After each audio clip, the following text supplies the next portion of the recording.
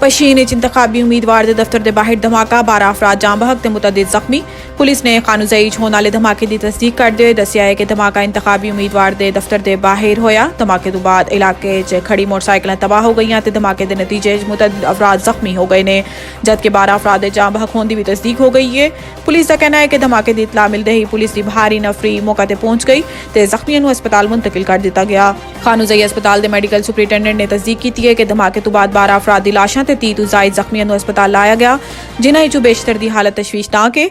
इलावा दूसरी जानिब इलेक्शन कमीशन का कहना है कि जिला पशीन धमाका सूबाई हल्के PP 4 सियासी जमात के दफ्तर के करीब होया, जिसका नोटिस लेंदे हुए चीफ सैकटरी ते RG ते IG बलोचिस्तान ने फौरी रिपोर्ट तलब कर ली।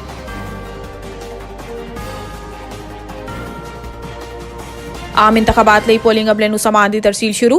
मुल्तान कौमी के 6 ते सूबाई असैम्बली के 12 हल्का के प्रिजाइडिंग अफसरान नूं समान की फराहमी का आगाज कर दिता गया।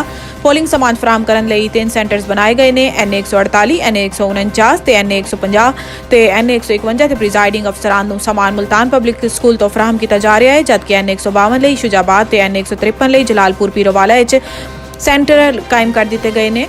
डिस्ट्रिक्ट रिटर्निंग अफसर का कहना है कि पोलिंग समान सख्त सिक्योरिटी प्रिजाइडिंग अफसरान फराहम किया जा रहा है। पोलिंग समान पुलिस की सिक्योरिटी पोलिंग स्टेशन तक पहुंचाया जा रहा है। पोलिंग समान की तरसील शाम 6 बजे तक मुकम्मल कर ली जाएगी।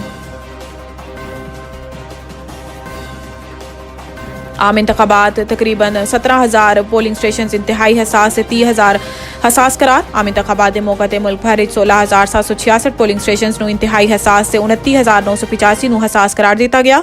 हुकाम के मुताबिक पोलिंग स्टेशन से अमनो अमान की सूरत हाल कंट्रोल करने लई प्रिजाइडिंग अफसरान मजिस्ट्रेट दर्जा अव्वल के इख्तियारात दे दिए गए, जबकि हसास तरीन पोलिंग स्टेशनों के बाहर पाक फौज तैनात होएगी। आम इंतखाबात के नताइज की तरसील और तदवीन लई इलेक्शन मैनेजमेंट सिस्टम इस्तेमाल किया जाएगा। दूसरी जानिब हुकाम का कहना है कि इलेक्शन के दिन किथे भी इंटरनेट बंद करने का हाले तक कोई फैसला नहीं होया। इलेक्शन कमीशन के मुताबिक मुल्क भर आवाम के वोट का हक इस्तेमाल करने लई 90,675 पोलिंग स्टेशन से 2,66,398 पोलिंग बूथ कायम कर दिए गए हैं, जबकि पोलिंग लई 14,90,000 इंतखाबी अमला जिम्मेदारियां अंजाम देगा।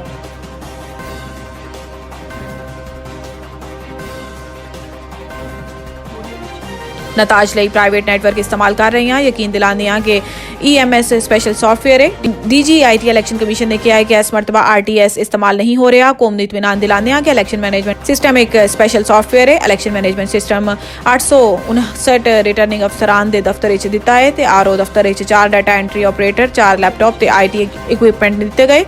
DGIT ने दसिया है कि प्रिजाइडिंग अफसरान के मोबाइल भी EMS इंस्टॉल किया गया। प्रिजाइडिंग ऑफिसर अपने मोबाइल फॉर्म 45 की तस्वीर लैके रिटर्निंग अफसर को भेज देगा। अगर सिग्नल नहीं आ रहे तो जो सिग्नल आएंगे तो फॉर्म 45 खुद ब खुद RO दे कोल पहुंच जाएगा। प्रिजाइडिंग अफसर को सेक्शन 95 के तहत RO दे कोल जाना है। प्रिजाइडिंग अफसर अपने मोबाइल ते फॉर्म 45 रिटर्निंग अफसर को दिखा सकता है। फॉर्म 45 प्रिजाइडिंग अफसर के मोबाइल खुदकार तौर पर लॉक हो जाएगा। RO फॉर्म 47 बनाते हुए वक्त तसल्ली कर लेगा कि प्रिजाइडिंग अफसर दे मोबाइल फॉर्म 45 लॉक है।